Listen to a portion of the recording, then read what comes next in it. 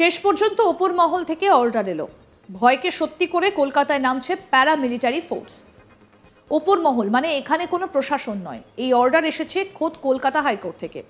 কিন্তু কোন প্রেক্ষিতে এই অর্ডার এলো? জানা গিয়েছে নারকেলডাঙ্গার 5 তলা একটা বেআইনি বাড়ি ভাঙার ব্যাপারে একাধিকবার নির্দেশ দেয় হাইকোর্ট, কিন্তু তা সত্ত্বেও আদালতে সেই নির্দেশ কার্যকর হয়নি। বিষয়টিতে ক্ষুব্ধ হন হাইকোর্টের বিচারপতি অমৃতা সিনহা। তার নির্দেশ 10ই মার্চ পর্যন্ত সময় দেওয়া হচ্ছে। তার মধ্যে যদি ওই বেআইনি বাড়ি খালি করে না ভাঙা হয়, তাহলে কেন্দ্রীয় প্যারামিলিটারি ফোর্স নামিয়ে ভাঙার কাজ হবে। পুরসভার আইনজীবী এদিন বলেন, পুলিশ দখলদারদের সরাতে পারছে না, এখনো বাসিন্দাদের পুরোপুরি সরানো যায়নি। একটা তলা খালি করা গেলেও বাকিগুলোর বাসিন্দাদের অন্যত্র সরানো যায়নি। হয়ে গেলে ভাঙার কাজ করা হবে। বিচারপতি সিনহার এই মন্তব্য রাজ্য পুলিশ ব্যর্থ হলে কেন্দ্রের পুলিশের সহযোগিতা নিতে হবে।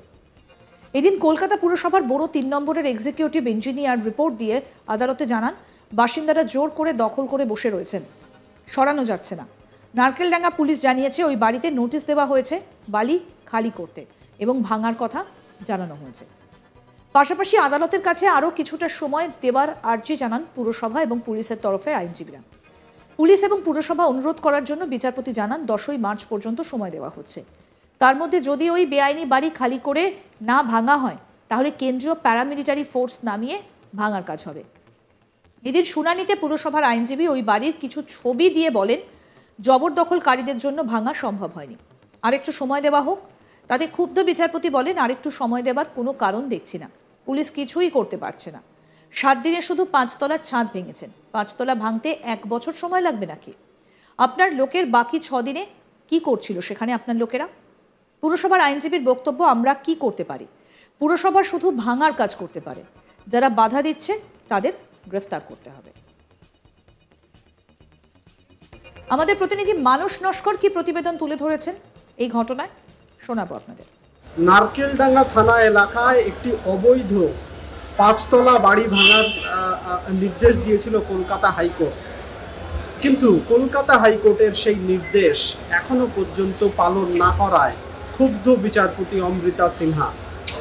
কলকাতা পুরসভা এবং পুলিশকে বিচারপতি অমৃতা সিনহা নির্দেশ দিয়েছেন, আগামী 10ই মার্চের মধ্যে যদি ওই বাড়ি ভেঙে ফেলা না হয়, তাহলে প্রয়োজনে কেন্দ্রীয় প্যারামিলিটারি ফোর্স নামিয়ে ওই বাড়ি ভাঙার নির্দেশ দেবেন বিচারপতি সিনহা।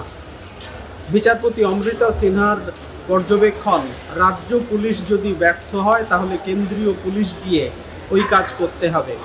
প্রসঙ্গত নারকেলডাঙ্গা থানা এলাকার ওই বাড়িটি বেআইনি নির্মাণ বলে কলকাতা পুরসভা আগেই রিপোর্ট দিয়ে জানিয়েছিল। তারপর বিচারপতি ওই বাড়ি ভেঙে ফেলার নির্দেশ দেন, কিন্তু এখনো পর্যন্ত শেষ 7 দিনে পুরসভা শুধুমাত্র ওই বাড়ির ছাদের কিছুটা অংশ ভাঙতে পেরেছে বলে এদিন ছবি দিয়ে রিপোর্ট দিয়ে পুরসভার তরফে জানানো হয়।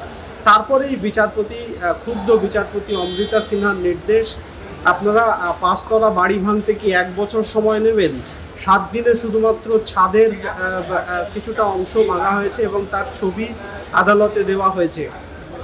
তাতেই ক্ষুব্ধ বিচারপতি বলেন যে রাজ্য পুলিশ যদি ব্যর্থ হয়, তাহলে প্রয়োজনে তিনি কেন্দ্রীয় প্যারামিলিটারি ফোর্স দিয়ে ওই ভাঙার নির্দেশ দেবেন। পুরসভার তরফে এদিন রিপোর্ট দিয়ে জানানো হয় যে তারা ইতিমধ্যেই ওই বাড়ি ভাঙার জন্য গেছিল, কিন্তু সেখানে বেশ কিছু দখলদার রয়েছে যারা এখনো পর্যন্ত সেখানে ওই জায়গা ছাড়ছেন না। এখনো পর্যন্ত 5 তলা বাড়ির 1 তলা খালি করা গেছে, অন্যান্য বিভিন্ন ফ্লোরে এখনো পর্যন্ত বাসিন্দারা রয়েছেন। অন্যদিকে পুলিশের তরফে জানানো হয় যে ওই বাড়ি অবৈধ নির্মাণ বলে সেখানে নোটিশ দেওয়া হয়েছে এবং যারা বাসিন্দা রয়েছে তাদেরকে অবিলম্বে বাড়ি খালি করার নির্দেশ দেওয়া হয়েছে। তার সত্ত্বেও জবরদখল করে রয়েছেন বাসিন্দারা। তখনই ক্ষুব্ধ বিচারপতি অমৃতা সিনহা বলেন যে সেটা আপনাদের ব্যর্থতা, আপনারা যদি ওই কাজ না করতে পারেন, তাহলে প্রয়োজনে কলকাতা হাইকোর্ট প্যারামিলিটারি ফোর্স নামিয়ে ওই বাড়ি ভাঙার নির্দেশ দেবে। প্রসঙ্গত এর আগে সল্টলেকের শান্তিনগরে একটি বেআইনি নির্মাণ ভাঙার জন্যে প্রয়োজনে প্যারামিলিটারি ফোর্স নামানোর কথা বলেছিলেন বিচারপতি অমৃতা সিনহা, এবং সেই মামলায় গত সপ্তাহে তিনি কেন্দ্রের অ্যাডিশনাল সলিসিটর জেনারেলকে নোটিশ দেওয়ারও নির্দেশ দিয়েছিলেন যাতে মামলায় তিনি হাজির থাকেন। প্রসঙ্গত কিছুদিন আগে বাঘা যতীনে একটি চারতলা বাড়ি হেলে যাওয়া এবং ট্যাংরাতেও বেশ কয়েকটি বাড়ি হেলে যাওয়ার ঘটনা ঘটে। একই সঙ্গে গোটা সল্টলেক জুড়ে বেআইনি নির্মাণ নিয়ে এর আগে সল্টলেক এবং কলকাতা জুড়ে বেআইনি নির্মাণ নিয়ে এর আগে এজলাসে সরব হয়েছিলেন বিচারপতি অমৃতা সিনহা এবং বাড়ি ভাঙার নির্দেশের ওপরে কোনো রকম স্থগিতাদেশ তিনি দেবেন না বলে বিচারপতি অমৃতা সিনহা এই সংক্রান্ত মামলার পর্যবেক্ষণে জানিয়েছিলেন। বেআইনি নির্মাণের ক্ষেত্রে বরাবরই বলা যায় যে বিচারপতি অমৃতা সিনহা কড়া অবস্থান নিয়েছেন।